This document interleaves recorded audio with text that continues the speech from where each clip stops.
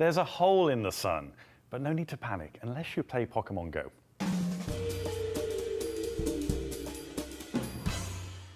Hello fellow sun worshippers, Ian here for D-News, and I've got a twisted story of magnetic solar drama to tell you. Now you may have seen this video of the sun from last week. It's an observation taken by NASA's Solar Dynamics Observatory, or SDO, and it shows a superheated solar atmosphere, or the corona. But you see that big scary dark patch that looks like a hole? Well, that's the thing that may affect your Pokemon mojo, but more on that later. First, let's get to grips with what's happening deep in the solar atmosphere. So the cool thing about the solar corona is that it's a highly magnetic region surrounding the sun. Huge arcs of magnetism erupt from the sun's interior, trapping the sun's ionized gases called plasma. Through magnetic processes, this trapped plasma is heated to crazy high temperatures to well over 1,000,000 degrees Celsius. So what's this hole all about? Well, if you look at this SDO observation of the sun, you can see the corona is filled with beautiful bright loops of plasma trapped in magnetism.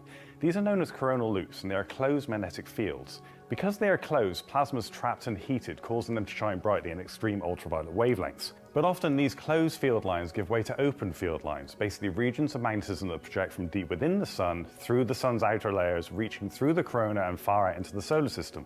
The sun's plasma will use these open field lines as a guide, blasting out into interplanetary space like a fire hose. These open field lines are the source of the fast solar wind, and as the sun rotates, these coronal holes, as they are known, will blast a stream of high-speed plasma through Earth's orbit. When observing the sun in ultraviolet wavelengths, we see these coronal holes as dark patches surrounded by bright coronal loops.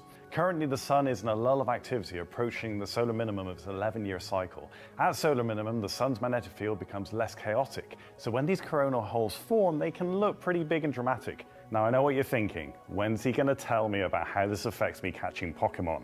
As I mentioned, coronal holes are the source of the fast solar wind. These high-intensity streams boost the radiation environment surrounding Earth, and if the conditions are right, auroral activity can intensify even when the sun is pretty quiet.